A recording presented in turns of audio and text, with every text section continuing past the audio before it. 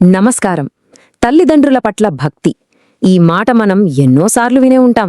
అసలు అన్నింటికన్నా గొప్ప పూజ ఏది, అత్యున్నతమైన ఆరాధన అంటే ఏంటి?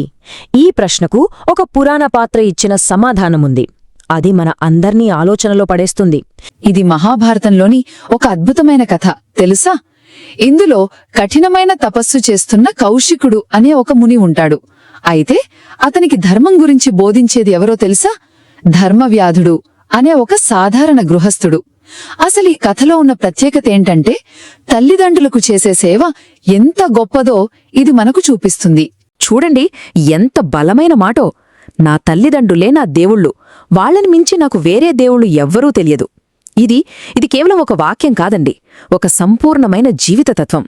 కంటికి కనిపించే దైవాలు అనే ఈ ఐడియాను కొంచెం లోతుగా అర్థం చేసుకుందాం. ఈ మొత్తం తత్వానికి పునాదే ప్రత్యక్ష దైవాలు అనే ఈ పదం. అంటే ఏంటి? మన కళ్లకు ప్రత్యక్షంగా అంటే లైవ్గా కనిపించే దైవ స్వరూపాలు అని అర్థం.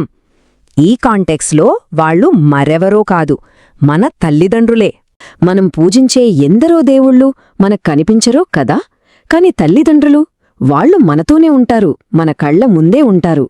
అందుకే వాళ్లే దైవత్వానికి అత్యంత సహజమైన, స్పష్టమైన అంటే ఒక టాంజిబుల్ రూపంగా పరిగణించబడ్డారు. సరే, తల్లిదండ్రులే దేవుళ్లైతే మరి మిగతా దేవతల సంగతేంటి? ఈ తేడాలో ఒక్కసారి గమనించండి. ఒకవైపు మనతోనే ఉంటూ మన సేవలను డైరెక్ట్గా అందుకునే మన తల్లిదండ్రులు, ఇంకోవైపు మనం కేవలం కథలు, పుస్తకాల ద్వారా మాత్రమే తెలుసుకుని ఇతర దేవతలు. చూడండి, అతను ఎంత సూటిగా చెప్తున్నాడో. నేను నా తల్లిదండ్రులకు సేవ చేస్తాను, ఈ సేవ వల్లే నాకు పేరు, ప్రఖ్యాతులు వచ్చాయి. అలాంటప్పుడు నేను వేరే వాళ్లని ఎందుకు పూజించాలి అని అడుగుతున్నాడు. ఇక్కడ గమనించాల్సిన విషయం ఏంటంటే, అతను చేసే సేవకు ఫలితం వెంటనే కళ్లముందే కనిపిస్తోంది. అయితే ఈ నమ్మకం కేవలం మాటలకే పరిమితం కాలేదు సుమా. అతని పనుల్లో కూడా ఇది చాలా స్పష్టంగా కనిపించింది. కేవలం ఏదో సేవ చేయడమే కాదు, మనసు, మాట, చేతలతో వాళ్లని సంతోషపెట్టాడు. వాళ్లకు నచ్చిన బట్టలు, పువ్వులు అందించాడు, రుచికరమైన భోజనం పెట్టాడు. ఈ సేవలో తన భార్యను కూడా భాగం చేశాడు.